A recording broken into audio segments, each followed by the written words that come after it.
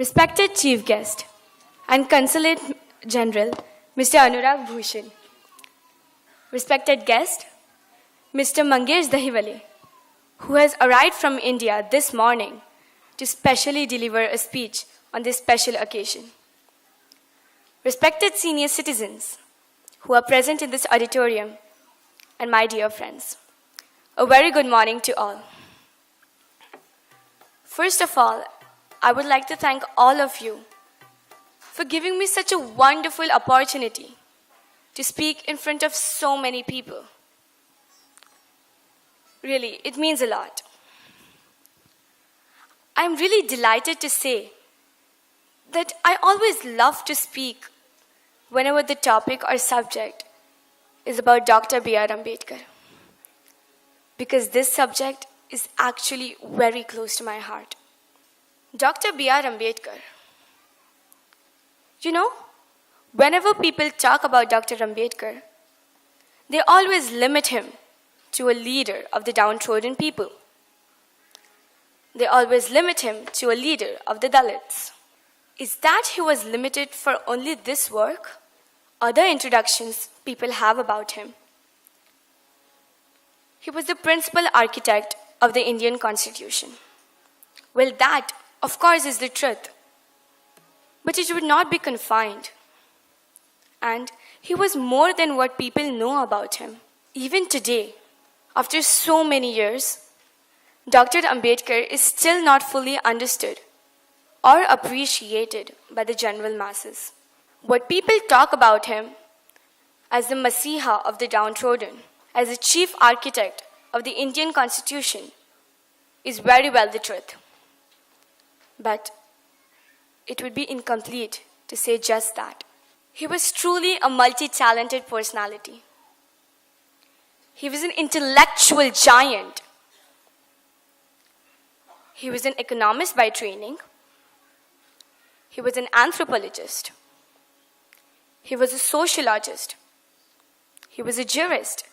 And he was the first law minister of India in Nehru's court.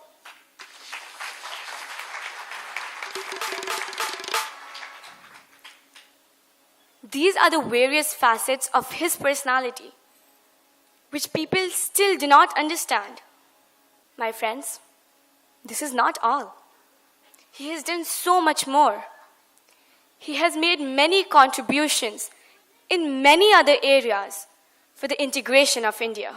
With all these dimensions in life, he was a true nationalist at his core. The famous quote, "I am first Indian, and I am Indian in the end, and nothing in between." It belongs to Dr. B R Ambadkar, and it does not belong to anybody else. Dr. Baba Saheb Ambadkar had before him not only the unprivileged people of the society, but the entire society. Baba Saheb always believed in equality.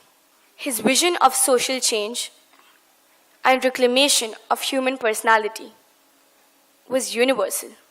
During his lifetime, he made many efforts and he used various strategies and methods to create a society which was based on the values of equality, liberty, and fraternity.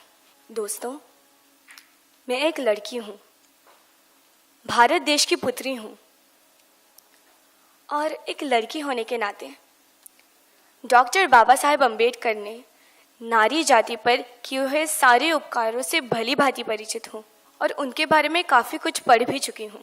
स्वतंत्र पूर्व भारत में नारी को कोई विशेष अधिकार नहीं थे. Ladies did not have the right to equality.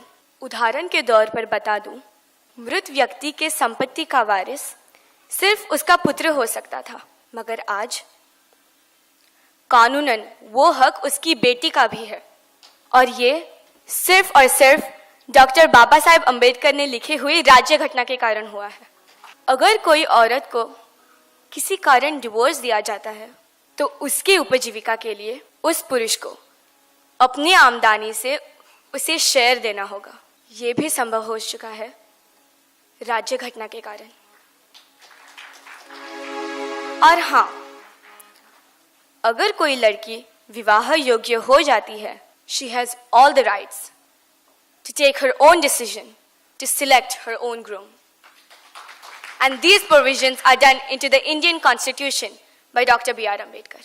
Ladies were not allowed to take divorce from husband. उसके साथ ही मर मर के जीना पड़ता था. Yes, you heard me right. But today, the Constitution gives all us ladies the right to decide on this. आज अगर पति अन्यायी हो तो कोई भी सज्जन महिला उससे मुक्ति पा सकती है, बिल्कुल कानूनन. दोस्तों, ये बाबा साहब ने हम सबको बहाल किया हुआ भारत है, बिल्कुल modern India. By doing all these provisions into the Indian Constitution for all the ladies, irrespective of caste and religion, doctor Baba Saheb Ambedkar ने सारी महिला जाति पर अनन्य साधारण उपकार किया है. I am so lucky to be born in independent India. I cannot imagine the life which my foremothers and my great-grandmothers lived before independence. Thank you, Baba Sahib, for all that you did for India and for all that you have done for the human life. My dear friends, celebrating Dr. Ambedkar's birth anniversary is not something for earning merit points. Just like the blind followers celebrate the birth anniversary of their gurus. This is a big mistake if someone thinks it this way. At least, I am not in the favor of this point, and I'm sure many of you here will agree with me. The real purpose of celebrating today, of celebrating this great occasion, to implement and follow his teachings in our life. In my view, we should cherish these memories. We should cherish the memory of Dr. Baba Sahib Ambedkar, as he has given all of us here a valid philosophy of life. Dr. Ambedkar was not only a man of intellect, but he was also a man of great moral character. He was a liberal-minded leader with the ideas of democracy, freedom of thoughts and expressions. As regards to the philosophy of life, he was a rationalist, secular-minded, and a humanist thinker. Dr. Bhimrao Ambedkar embraced Buddhism to gain the basic human rights and self-respect needed. He was totally against the inequality of human beings, and the ideology of Hinduism is nothing but the construction of caste system. For the reason, although he was born in the Hindu religion, he decided to quit. He decided to embrace Buddhism, and he did it in 1956.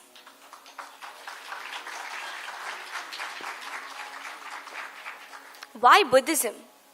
From all the religions, why only Buddhism? Buddhism because Buddha's teachings are based on the values of morality and ethics. It has no kind of caste discrimination. It has no kind of caste system in it. Buddha's teachings are modern, rational, and contemporary. And Buddha makes us think and live by a reason.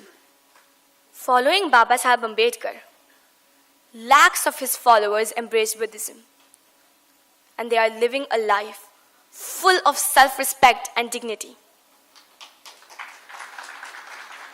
Finally, I would like to conclude by saying, cultivation of mind is the ultimate aim of human existence. As the mind cultivates, they seek light of knowledge. As knowledge comes, they understand Baba Sahib. As one understands Baba Sahib, they understand themselves. And as they understand themselves, they are on the right path of liberation.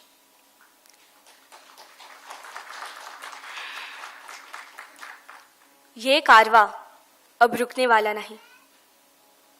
बाबा आपका बंदा अब किसी के सामने झुकने वाला नहीं। जय भीम, जय भारत।